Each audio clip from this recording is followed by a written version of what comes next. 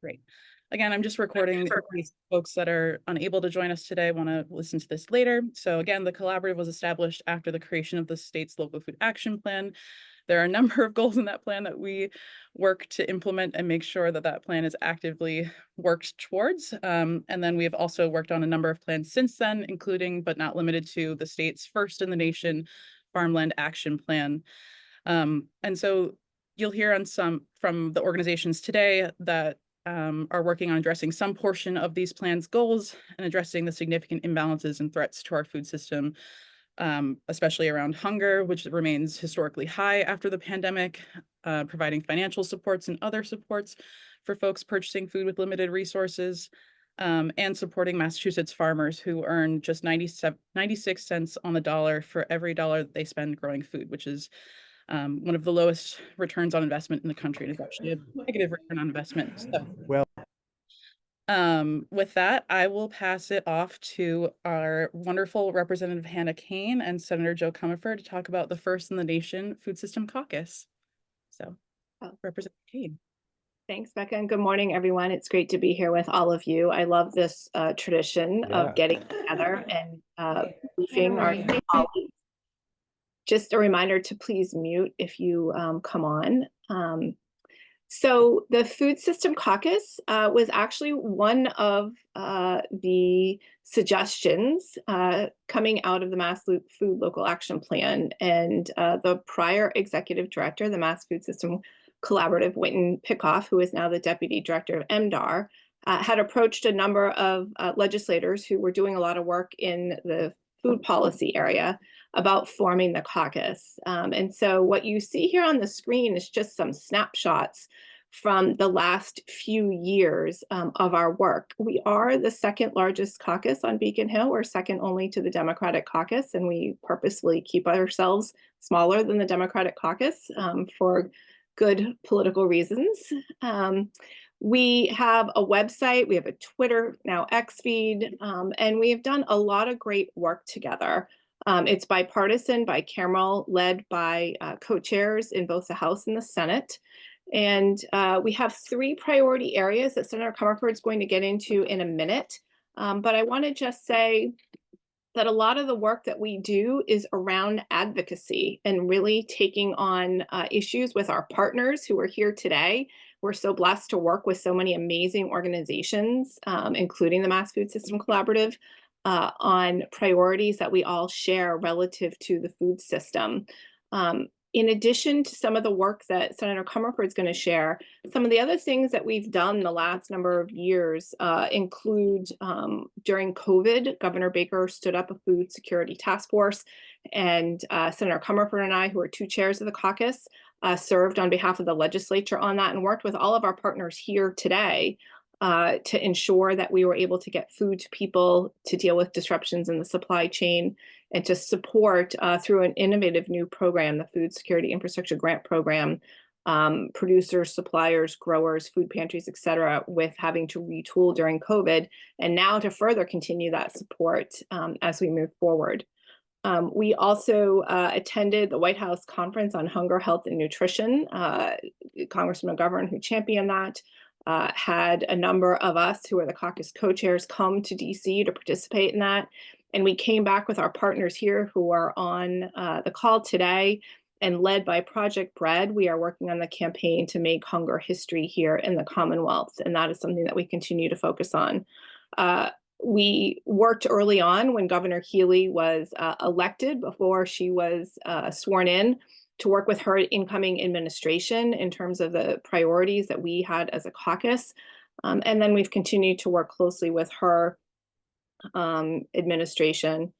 And then I would say that we continue to do advocacy that is both inside and outside of the State House. And you can see from some of these pictures, we like to get out into the Commonwealth and go to districts and learn more about what the food system is like in that area. So I think at this point, I'll turn it over to my colleague, Senator Comerford, for the next slide. thank you so much, Rep. Kane. Hi, everybody. I could say ditto often to what Hannah says. So about the advocacy and the dynamic nature of the caucus, I say ditto. I'm going to talk to you a little bit about how we develop priorities and what those priorities are. So at the beginning of every session, through consensus, we solicit, that's the Food System Caucus, the chairs do this work, solicit bills from caucus members, and then we work to prioritize bills that speak directly to 3 priorities. In 2023-24, in the last session, we had 8 priority bills and 21 endorsed bills. So how we think about that is priority bills, we put a lot of weight behind. Endorsed bills, we certainly offer support, but we don't do as much organizing. Of the 8 priority bills, 3 were passed into law in whole or in part. And of course, we want a higher percentage rate of passage, but we feel pretty good about these bills. They were key. But all of the 5 remaining priority bills received favorable reports from their committees. And that's good because they're in a better place going into this next session, 25-26. We're also, as Rep. Kane said, well, not only do we do policy, we do budget in our advocacy, and we work to sustain and secure needed funding for key agriculture and food security programs, like the food security infrastructure grants, universal school meals, farm to school, and the healthy incentives program, which we're all, I believe, struggling with right now, right, as we want to see a reinstatement of the full benefit of HIP. It's a priority for the legislature, and we look forward to, the governor has filed a supplemental. We'll have an opportunity as a caucus to work with our leadership in both the House and the Senate. We have 3 main areas that we see as intersecting. One is increasing food access or reducing food insecurity. Our food bank partners will tell us, and Project Bread will tell us, and it's something that Becca noted at the top of, and thank you, Becca, for organizing, at the top of this, that food insecurity rates continue to rise in the Commonwealth even after the COVID pandemic, when we hoped they would settle. So one of our priorities in this area is, and this was led, of course, by Rep. Vargas and Senator DiDomenico, with great championing from Project Bread, which was universal school meals. So the caucus was behind that. And as I mentioned, we also, this session will be behind a full reinstatement of HIP and some sustained funding there, the Healthy Incentives Program. The second priority is protecting and preserving farmland. In 2017, between 2017 and 2022, Massachusetts lost farmland at twice the national rate.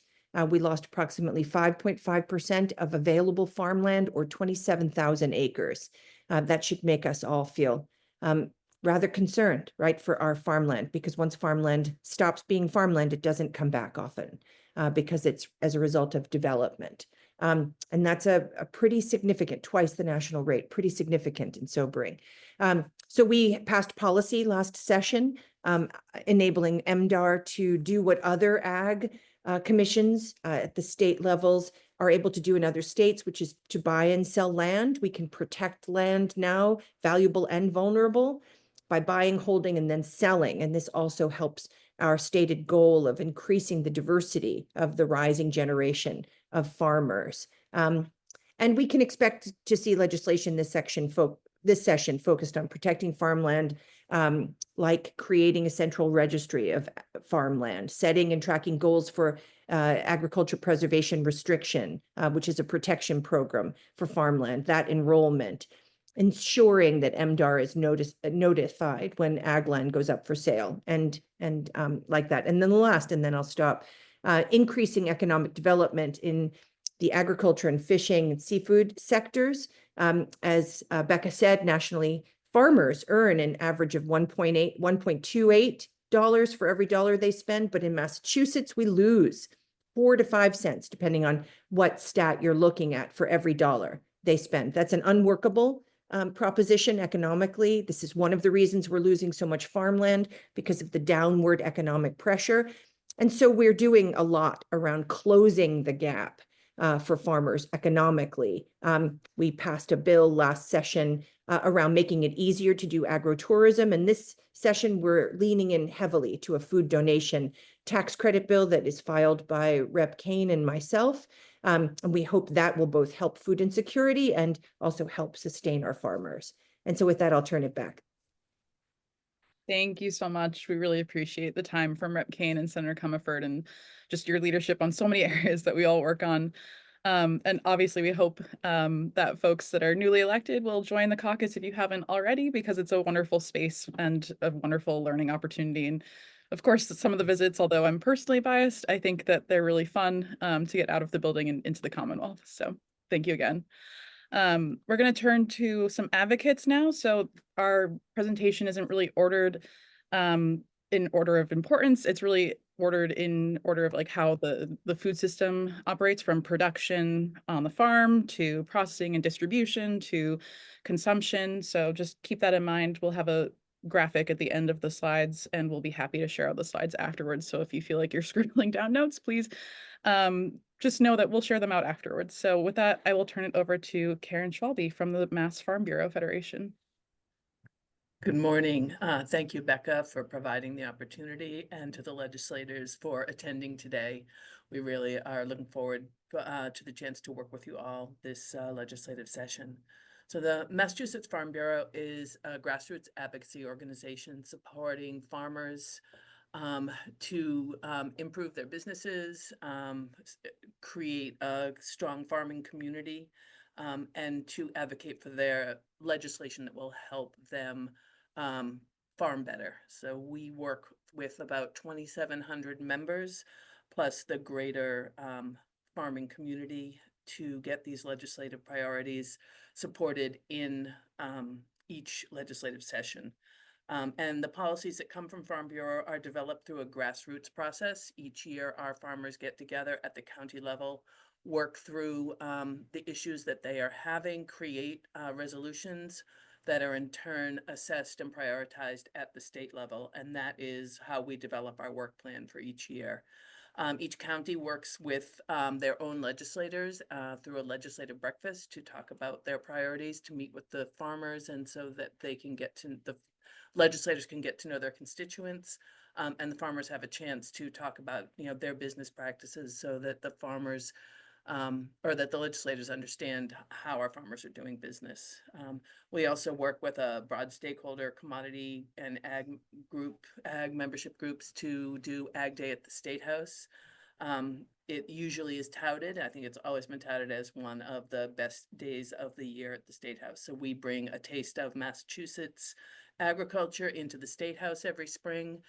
This year we'll be on March 18th on National Ag Day, which is a nice tie-in, and you'll be able to talk directly to the commodity groups and the ag nonprofits. We have a long list of legislative priorities, but I wanted to kind of highlight support for the Farmland Action Plan, the Healthy Incentives Program funding, to get that in as a regular budget item, so that the farmers and the clients are able to count on that food source throughout the year. We want to look at decreasing the acreage under Chapter 61A, which everyone might not be familiar with, but it's a ag assessment on land that gives the farmers a break on their tax bill. And then we're looking at issues around protecting farmers from any of the issues around PFAS, the forever chemicals that are becoming more and more of a problem. Farmers have particularly unique exposure in that biosolids were an accepted method of fertilization through the Department of Environmental Protection, and now in hindsight they're finding that maybe it wasn't as good or as safe as they thought it was. So we want to make sure farmers are well represented, given that they were passive receivers of the biosolids, and to make sure that any pathway forward allows them to continue farming. And then looking to support agricultural activities under the Environmental Bond Bill. And I will try to keep it there at 3 minutes, but happy to answer any questions. Thanks, Karen. And we'll just take all questions at the end. We'll hopefully have around 15 minutes. So next, I will turn it over to Kelly Coleman to talk about the buy locals.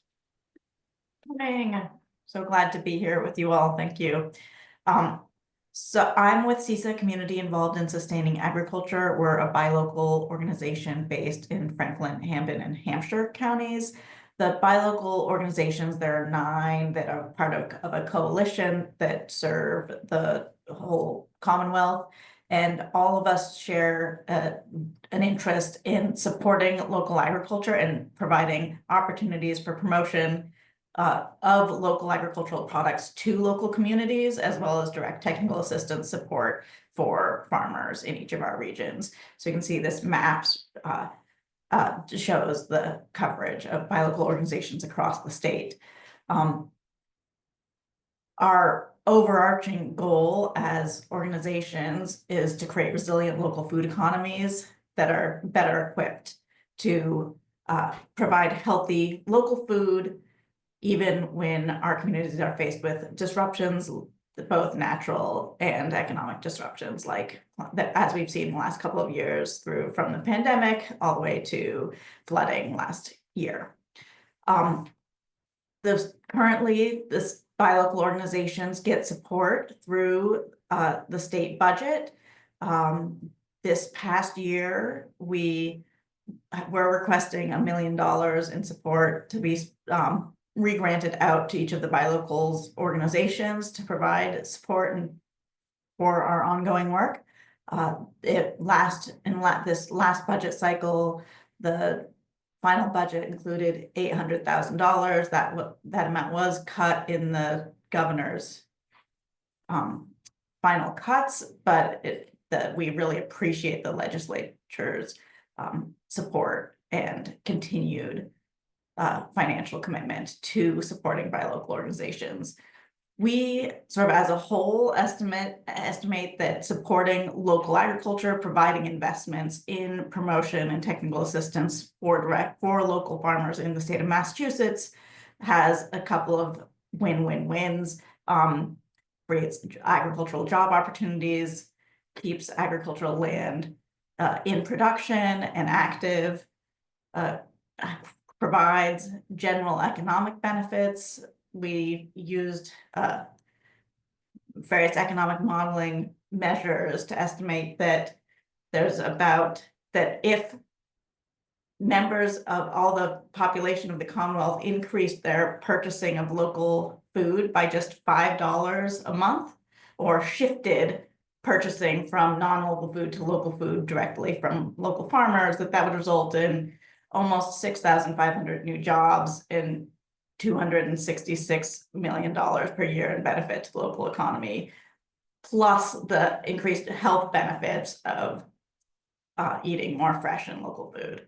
So we look forward to support and more conversation about ways to support local agriculture and the entities that provide direct support. Thanks, Kelly. Next, we'll hear from Chelsea Gazzillo with the American Farmland Trust. Thank you, Becca, and good morning, everyone. As mentioned, my name is Chelsea Gazzillo, and I'm the Senior New England Policy Manager for American Farmland Trust. For those of you who do not know about American Farmland Trust, we are a national nonprofit farmland conservation organization that works from farmer kitchen tables to state capitals and the halls of Congress to save the land that sustains us, promote sound farming practices, and keep farmers on the land. We have many staff throughout the Commonwealth that are aiding land trust in protecting more farmland. And we also have a number of staff who are supporting producers in conservation planning and implementation through a large umbrella agreement we have with the United States Department of Agriculture's Natural Resource Conservation Services. As an organization that is engaged, we have engaged in both federal and state policy since our inception in the 1980s. In fact, because of our early advocacy efforts, Congress passed the Farmland Protection Act in 1981, which led to the establishment of our federal farmland protection program. And it's important to note that this bill, the Farmland Protection Act of 1981, was in fact inspired by the Massachusetts Department of Agriculture's Agricultural Preservation Restriction Program. So that leads me to some of our policy priorities. The Agricultural Preservation Restriction Program, or APR, is an important tool that we have to further protect farmland from development. As Senator Comerford mentioned, we are quickly losing farmland, and farmland is the heart of the food system. We need to keep as much of it as we can in production to ensure that residents across the Commonwealth have access to healthy, nutritious food. We also have a priority or one of our priorities is to implement the Uniform Partition for Heirs Property Rights Act. This bill is something that a professor at Boston College Law School has been working on for quite some time. And we see this as a way to ensure that folks who die without a will have due process in the courts to purchase, their heirs have due process in the courts to purchase their farms from the other heirs and ensure that that farmland remains in production.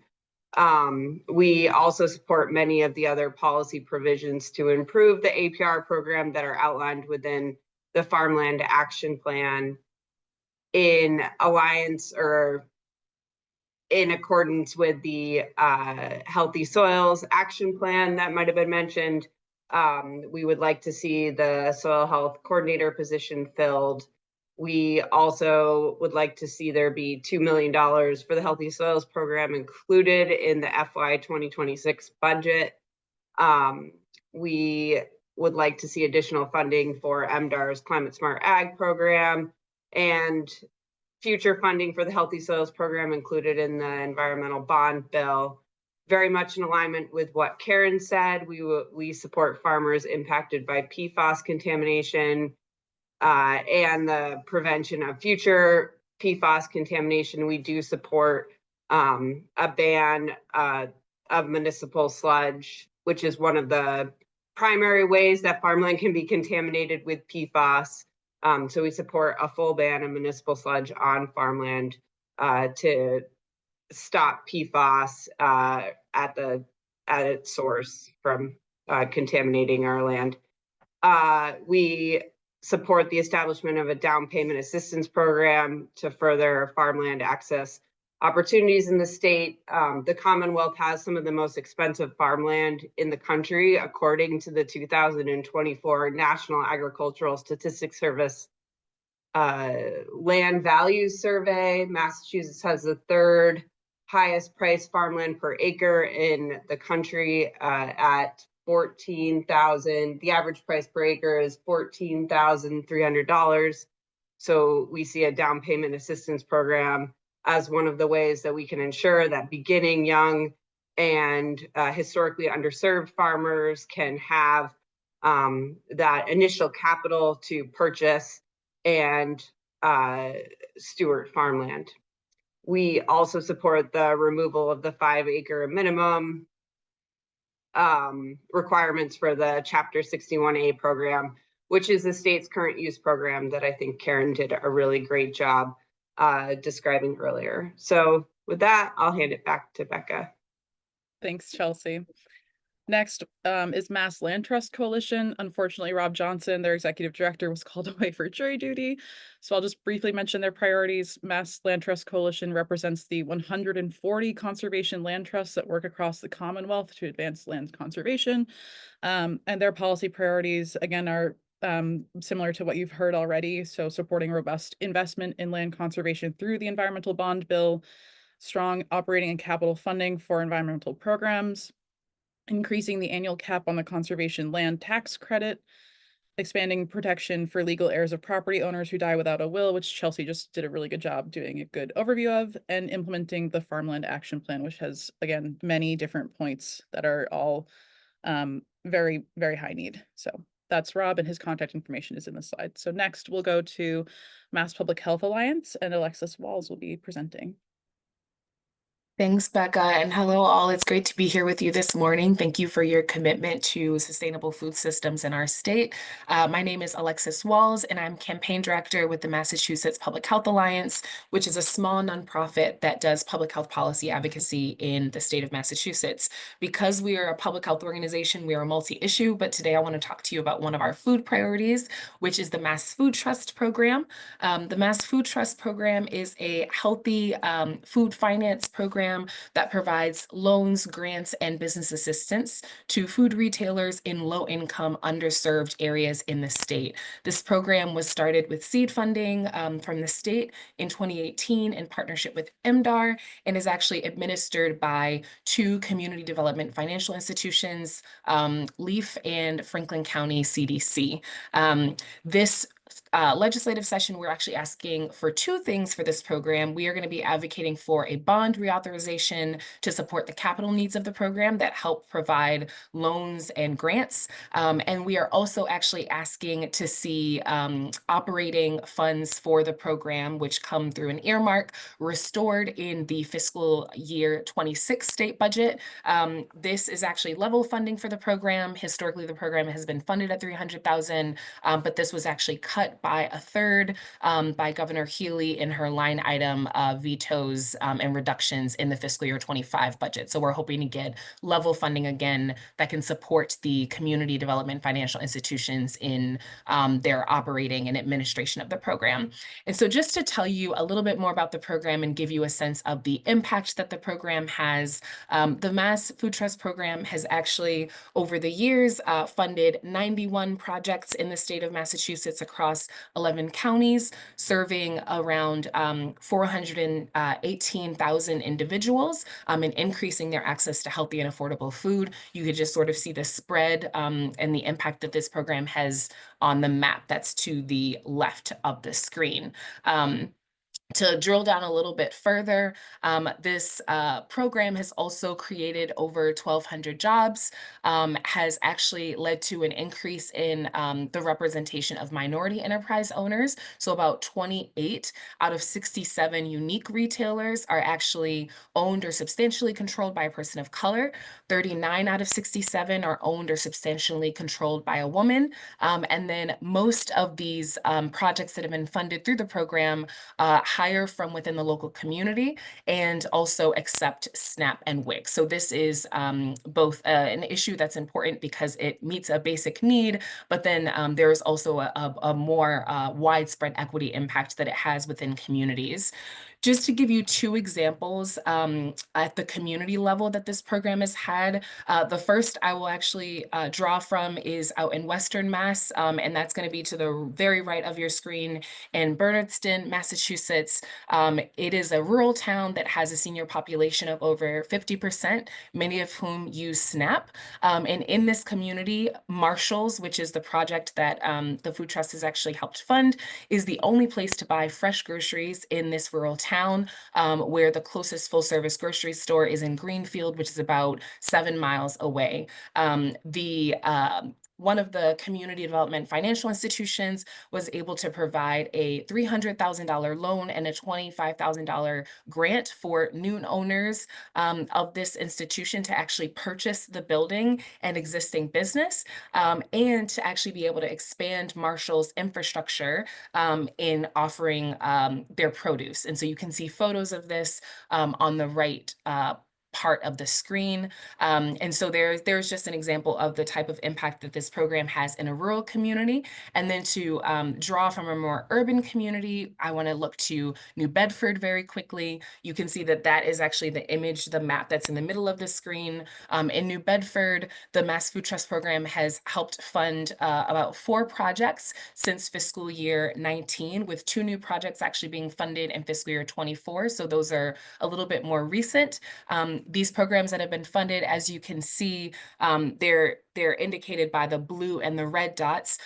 These programs have fallen very intentionally within low income and low food access communities. And so it is very much so meeting a need and has expanded food access to over 40,000 individuals in the city of New Bedford, helped create or retain 90 jobs. And this has been done with about $400,000 in funds that have been dispersed across these retailers. And so that's just to give you an impact of a sense of the impact this program has. And again, we are really looking for bond reauthorization for this program.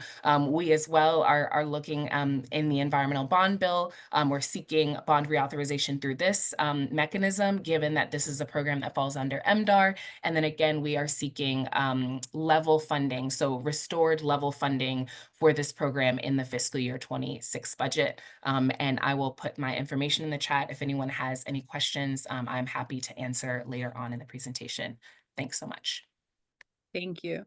Next, we'll hear from Simca Horowitz with the Mass Farm to School. Hi, everyone. It's great to be here with all these other incredible food systems advocates. I'm Simca Horowitz. I'm co-director at Massachusetts Farm to School. We're a statewide organization that works to increase local food sourcing and education at K through 12 schools and early education programs across the Commonwealth. And in partnership with Food Corps Massachusetts, we facilitate an advocacy coalition called Massachusetts Food for Massachusetts Kids. And this group is really dedicated to maximizing equitable access to meals at school for all students, and really strengthening what those meals look like. So ensuring that they are maximizing the use of locally grown foods and also really connected to the diverse student populations that they're serving. And also that students have access to experiential and engaging food education, from school gardens to hands-on cooking experiences that can really both create both engaging learning opportunities and really help reinforce positive eating habits and be really creative learning tools for all different types of subject areas. So our priority legislation for this coming session is really around codifying two sort of existing programs. One, which is the Massachusetts Fresh Grant Program, which is a farm to school and early care grant program administered by the Department of Elementary and Secondary Education, which was initially an ARPA-funded pilot program, and has now been funded in the past two legislative sessions through food literacy funding. And I'm really looking to make this a more established and permanent program, and maintain the funding of, in this last year, it was $750,000 in the Department of Elementary and Secondary Ed budget. We've seen the program be tremendously popular.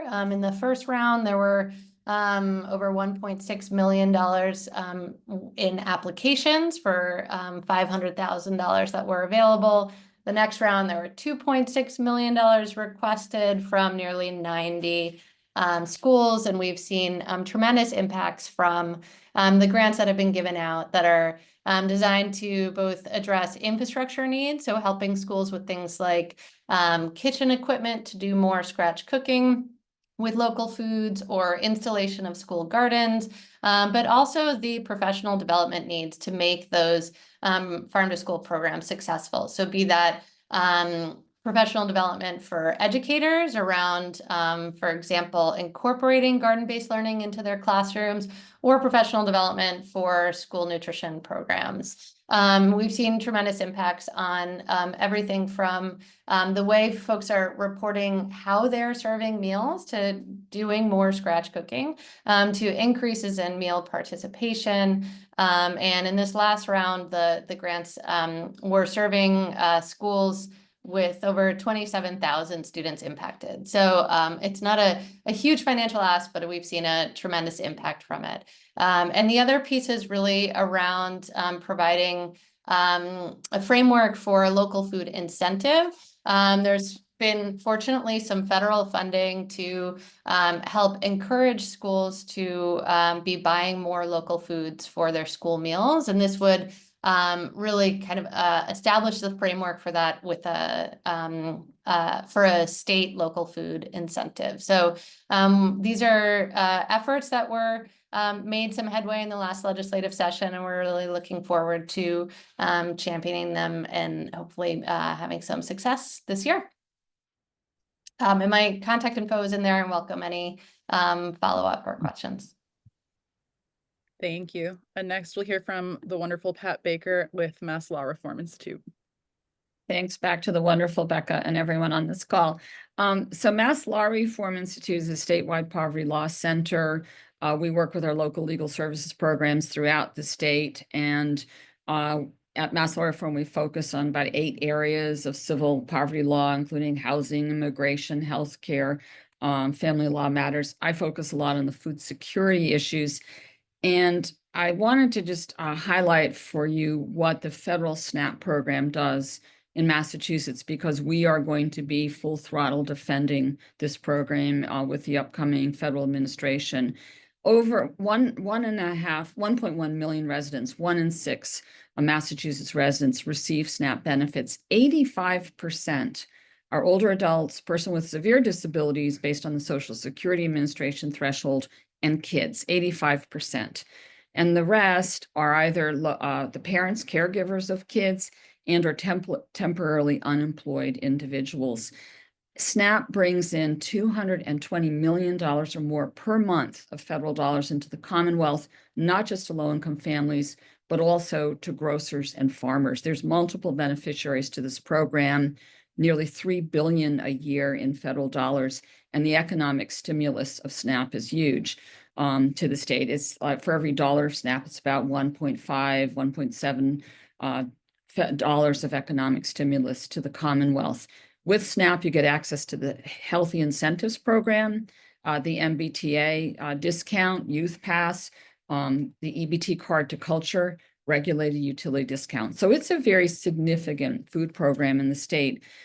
The priorities we have on a state legislature, and we're working very closely with the congressional delegation to really fight against any harmful cuts to the SNAP program federally. But on a state level, SNAP is a federal program, but state agencies have to administer it. So the Department of Transitional Assistance administers the program, and they have to have enough caseworkers and technology to do it correctly.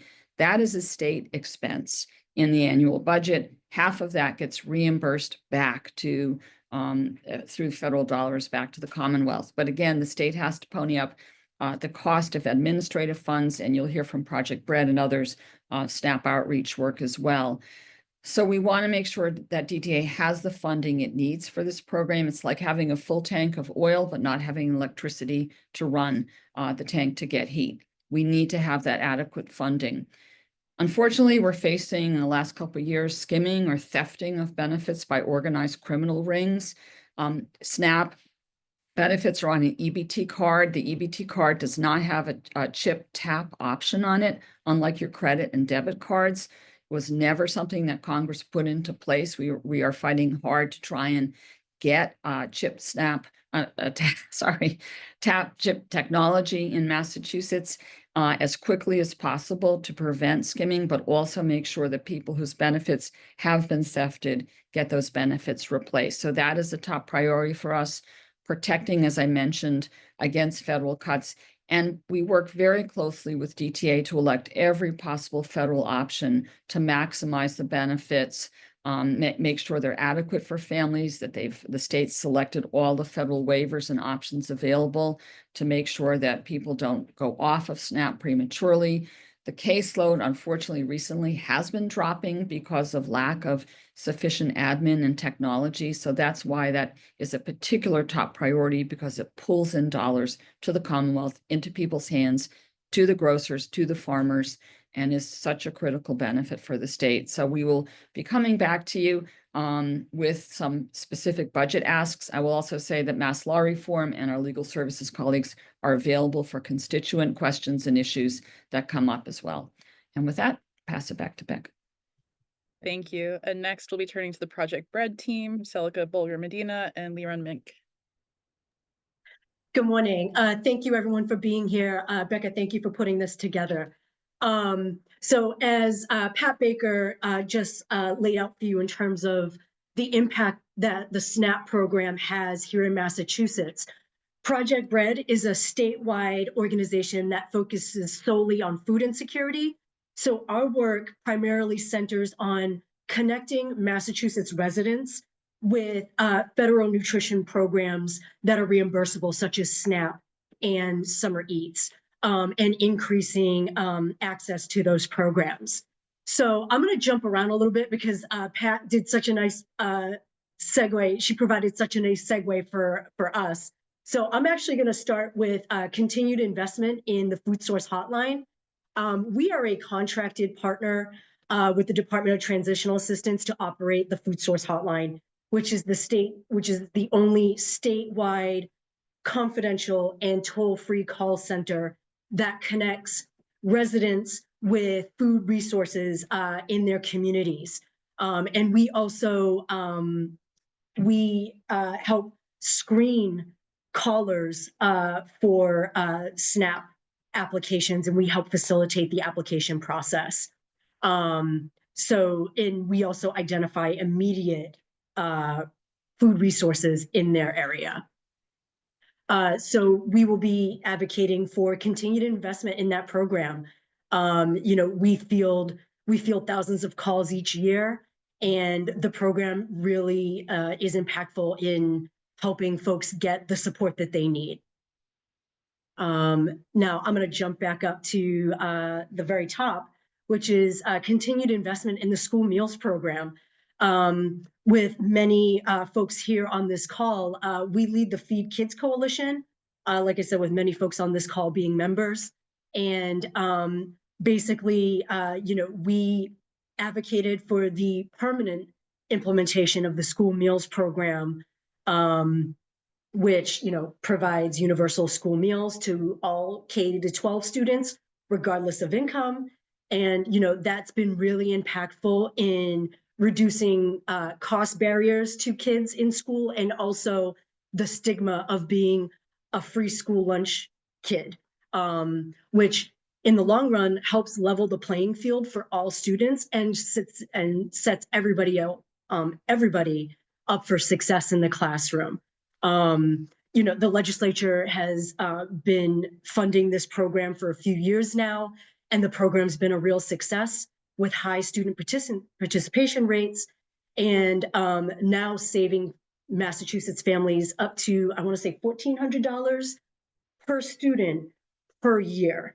So the program is really successful and really impactful for all Massachusetts families. So we're going to be advocating for continued investment in that program. And regarding the Healthy Incentives Program, in partnership with the Mass Food Systems Collaborative and other folks on this call, we are going to be advocating strongly to reinstate the benefit amounts and any other initiatives that will help bolster that program. Regarding Child Nutrition Outreach Program, we are also going to be advocating for continued investment in that program. We're a contracted partner with the Department of Elementary and Secondary Education to expand children's access to school and summer meals through the federal summer program. Here in Massachusetts, the summer program is called Summer Eats, and we partner with sponsors throughout the state to set up summer meal sites throughout the entire Commonwealth. Last year, I believe we worked with over 100 sponsors to generate, I want to say, a little over 600 summer eat sites throughout the entire Commonwealth. So that's a really impactful program specifically for children and families who rely on school lunches throughout the academic year. It helps bridge that gap in the summer months. So it's a really impactful program. And like I said, our partnership with DESE has been really impactful. So we'll be advocating for continued investment in that program to continue to support school children and their families. And lastly, our last priority for this year is the Hunger Free Campus Initiative, which is a grant program through the Department of Higher Education, which helps public universities and colleges support students on campus who may be experiencing food insecurity. But I'll let my friends at the Greater Boston Food Bank speak more about that because they are leading that initiative, and we're proud to be partners with them on this initiative. Thank you, Becca. Thanks, folks. And next, as Celica mentioned, we'll move to the Greater Boston Food Bank. Great tee up. Thank you, everyone. And I will be brief. I know we're running against the clock. And we already had the privilege of meeting some of the newly electeds, including Representative Hong, Representative Badger, and Rep. Reed, who was on earlier. So delighted that you are joining this caucus or considering joining this fantastic group. So Greater Boston Food Bank, we are serving all of Eastern Massachusetts from the New Hampshire border out to Framingham, down to the Cape and Islands through 600 community food distribution partners in your district. So those are food pantries, meal sites, mobile markets, senior meal sites, soup kitchens, organizations like those. We have seen the need double since before the pandemic, which is pretty shocking to wrap your head around. As Senator Comerford mentioned in the beginning of the call, we were expecting the demand to go down after COVID, but we haven't seen that. So we continue our advocacy. 80% of the food that GBFB distributes to those partners comes from us. Most of that is at no cost. It's highly nutritious food and increasingly more culturally responsive to the needs of your constituents, diverse backgrounds and interests and food preferences. So I'll mention two state policy priorities that we have. The first is the Massachusetts Emergency Food Assistance Program, MEFAP. This is a line item in the state budget that, along with the other 3 food banks in Massachusetts, who you'll hear from shortly, we lead on this initiative. It provides food to people in every single city and town in Massachusetts. More than half of those funds support local suppliers. So that's over 70 local farmers and food producers in Massachusetts, like farmers in Western Mass, Cape Cod fishermen, organizations like Teddy Peanut Butter. So really fantastic initiative that unfortunately we are going to be asking for an increase in due to the demand. The second initiative that we are leading on is both a legislative and budget item. Celica just mentioned it, the Hunger Free Campus Initiative, and we advance this work in partnership with the Mass Law Reform Institute, Pat Baker, and the Food Bank of Western Mass, Laura Sylvester, who you'll hear from momentarily. This initiative would allow community colleges and public universities to advance food security initiatives on campus. We have had several rounds of small but mighty line items that have gone to great use across many campuses, really meaningful projects, including pulling those federal SNAP benefits into the state so students can access those critical nutrition benefits. So we'll continue to shoot for passing a bill and securing budget funding. I will pass it along to the next. Actually, let me just add this great resource right at the bottom of the screen. gbfb.org/needfood, great for your constituent teams. Plug in your zip code and you can see all of our community food assistance partners right around you. Their hours, languages spoken, disability accommodations, kinds of foods. So great resource for you all. Thank you. Thank you. Moving west, we'll hear from the Worcester County Food Bank. Jean. Thank you, Becca, and good morning, everybody. It's wonderful to be such a part of this wonderful and impactful community of advocates. I also want to thank Representative Kane and Senator Comerford for their ongoing leadership. And I welcome and congratulate all the newly elected officials. We're looking forward to getting to know you and working together. So in the interest of time, I'm not going to go through the Worcester County Food Bank slide because I think it's self-explanatory and everybody will have access to the slides. And because we're very supportive of everything that's already been set up to this point and anything else that follows after I'm done. But I would just like to emphasize something that's really important. And because Representative Kane spoke about the importance of advocacy in her introductory remarks, And that is that, all the food banks are seeing such an incredible increase in demand. And we're all working as hard as we can to provide our neighbors with the food they need. Here in Worcester County, well, we're just not able to meet the demand because we distribute donated food, and donated food is not the solution to the need that we're seeing. And that's why advocacy is so important. And that's why I think we're all presenting our advocacy priorities, because we know that that's really what makes the most impact in solving the problems of hunger and food insecurity in Massachusetts. So with that, I'll pass it to the next speaker. Thank you. Thanks, Jean. And last but not least, we'll hear from Laura Sylvester with the Food Bank of Western Mass. Thanks, Becca, and hello, everybody. It's really great to be here this morning. I hope your brains are okay. This has been a fire hose of information, and please do reach out to us if you have questions afterwards, because this is a lot that we're throwing at you, and especially when you're starting a new job, I know that the learning curve is steep.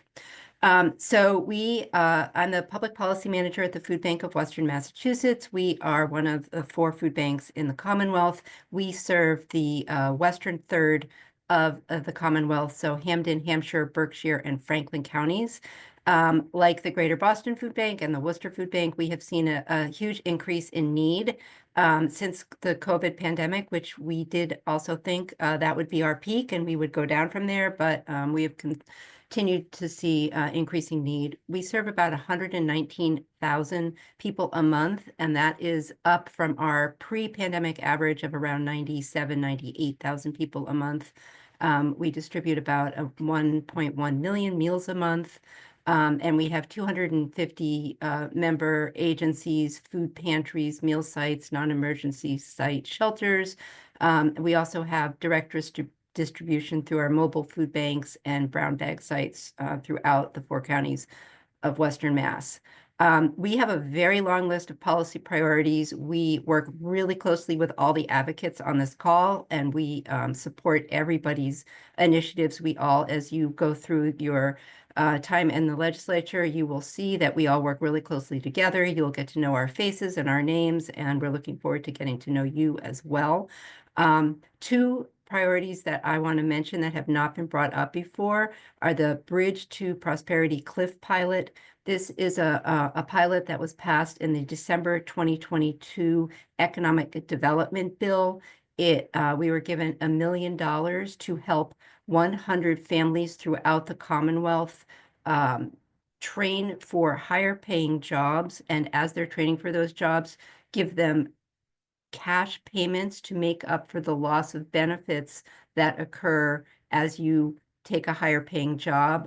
You hit something called the cliff effect, and that is as you earn a little bit more money, you reach the threshold of benefits like SNAP, transportation, childcare, housing.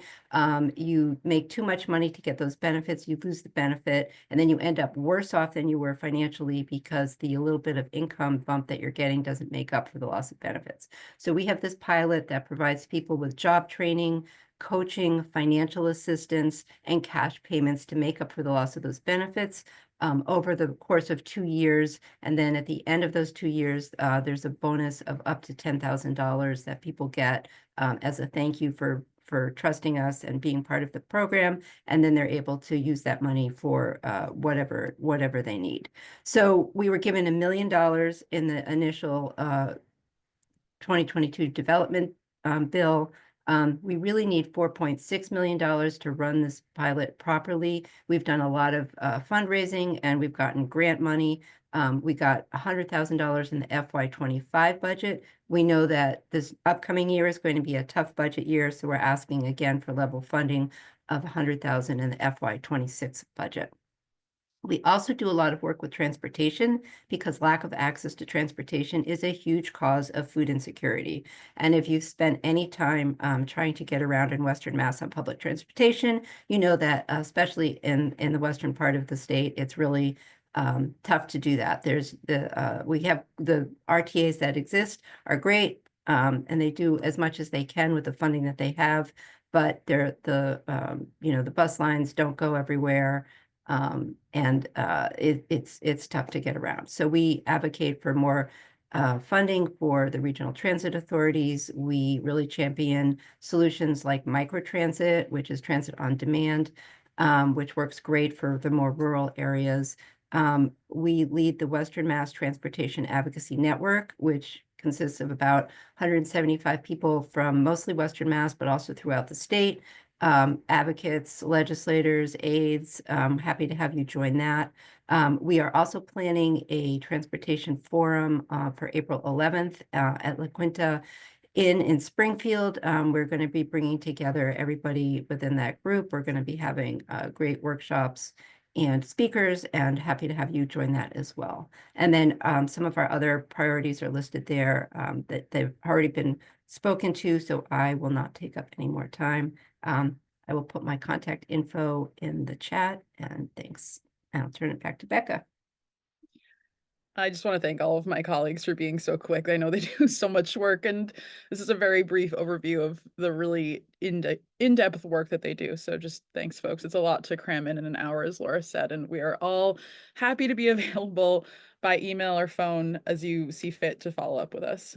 So just to wrap up briefly with the collaborative's priorities, as you've heard today, the food system intersects with a number of areas that aren't just strictly food, right? Transportation, public health. I would also add housing and regional planning to those. So when you're considering a bill before you that may relate to some of these other areas, think about how this could also support the food system and folks that are food insecure. So making sure they're accessing food and that our local food products that are produced by farmers, fishermen, and other producers get into our many markets. So we've had about 8 priority bills over the last couple of sessions. I'm not going to go into them in depth through time just because of time. But as was mentioned before, we are expecting an environmental bond bill to be introduced sometime this session. So we are looking for support for climate change adaptation and mitigation support for farmers. We've been leading on the campaign for healthy incentives program for many years now. So of course, we would love to see the HIP monthly benefit restored to its prior to December 1st amount when it faced a 50% cut. And we've been advocating for that since October, as well as support in the fiscal year 26 budget. As was mentioned earlier, MDAR now has the ability to buy, protect, and sell farmland. That authority is wonderful, but we also need to fund that so the department can actually implement this fully. And we also support PFAS in agriculture, so protecting farmers from any future contamination of their land. Food literacy in schools, the food donation tax credit that Representative Hannah Kane mentioned. And we've also been leading on the advocacy for the establishment of a special agricultural equity commission. As BIPOC farmers are represented on only 3% of the Commonwealth's farms, it's just not equitable. And so this commission would look at developing recommendations for MDAR to further equitably serve socially disadvantaged farmers to address those disparities. So those are some of our session priorities. We will be further developing these, and I expect a lot of the folks on this call will be further developing their priorities as the bill filing deadline moves up, and we will be happy to share more in-depth priorities after that deadline. So just for the sake of time, I'm going to stop sharing my screen finally so we can see each other. And I know we're a little bit over, so if folks have any questions, feel free to come off mute and put on your video if you would like to ask anything.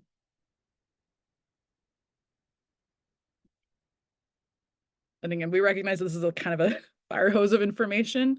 So if that's a lot to take in, we totally understand. Rep Hong.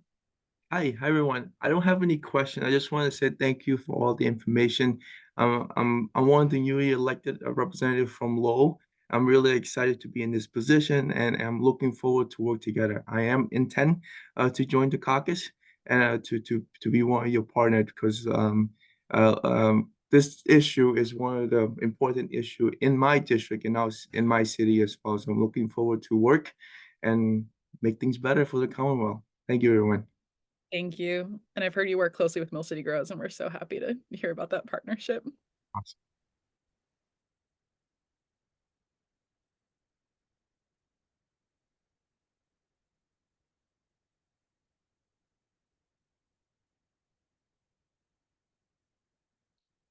All right.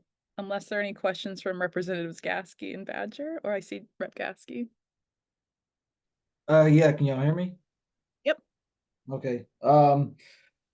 Yeah, one of the questions that I have regarding the locally grown produce, trying to expand locally grown produce as far as what is being done or being considered uh, with regards to identifying locally grown produce or locally grown or locally produced foods within grocery stores and areas where people can access this stuff to be able to spend more money on it. Because I'm sure that if people know where it is, that they'll buy locally. Yeah, so for HIP, the Healthy Incentives Program, the Department of Transitional Assistance provides a map of all of the locations that you can access your HIP benefits at. And the Department of Agricultural Resources provides a map of all of the locations of like generally like local producers like animal farmers, farmers markets, some I believe some of the Mass Food Trust Program retailers, although I would look to Alexis to confirm that.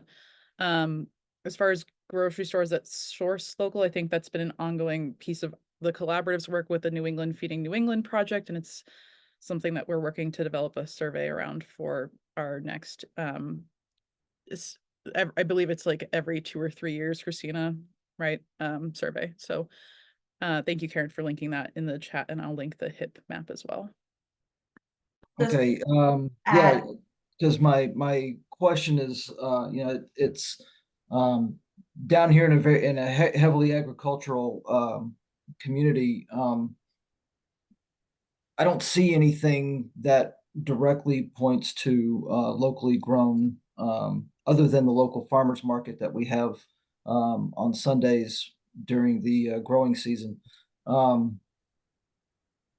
But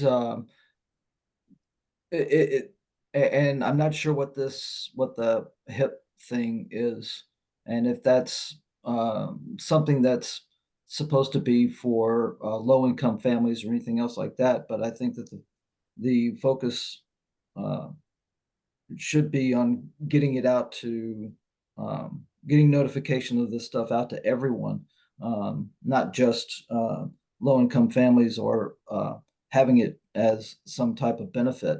Because the more people we can get buying locally, the more money will go to the local farmers. But I just want to thank you for that Yeah. comment and feedback. And that is the work that a lot of the buy local organizations across the state do with local, regionally based branding that farmers can have access to identify their local agricultural products and help that be visible throughout the places that they're selling, whether or not that's at farmers markets, directly at their farm stands, or through restaurants, retailers, or other institutions. And each buy local organization also maintains outreach lists, and that's a lot of the work that the buy local funding I talked about supports. And it's just not enough given the number of farmers that we're trying to serve throughout the community. But I totally agree that there's an important opportunity there. Yeah, and I just want to add that the state's Department of Agricultural Resources has a markets department that has also been working to develop some resources around marketing and communicating about the availability of local produce. And just in case we weren't clear, the Healthy Incentives Program is a benefit that if you receive SNAP, you get HIP in Massachusetts. So prior to December 1st of 2024, it was $40 to $80 to spend on fruits and vegetables with local farmers, depending on your SNAP household size. But due to insufficient funding in the fiscal year 2025 budget, that amount was reduced to $20 regardless of household size on December 1st. So as I mentioned earlier, we've been advocating for additional funding in fiscal year 2025, along with many of the folks in this room, to restore that monthly benefit allowance back up to at least $40, depending on your household size. So I apologize for not being clear. That is just for lower income folks, but making sure that program is fully funded is a really important market channel for many local farmers that otherwise are seeing a they're seeing a 60% drop in their hip sales starting on December 1st. So that's just not sustainable. Does that help answer the question, Rep. Gasky? I apologize for not being clear earlier. Yeah. It seems to me that that's an area that we really need to work on as far as helping to identify some of these local opportunities for people to purchase from their farms or and get some sort of advertising, widespread advertising out to either through the schools or through social media or whatnot to let people know that there is it's not just the grocery stores, but they can start to pressure the grocery stores to start carrying local produce. Thank you. Yeah, we agree. Yeah, that's it. I'm good.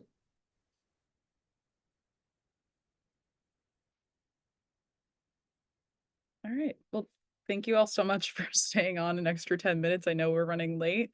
Unless anyone has any other questions or comments, we will definitely be sharing out the slides and the recording of this session as well as everyone's contact information. So look for an email from me in the next few days for that. And we really appreciate your time and sticking with us through the end of this session. So thanks again. We look forward to working with you in this session.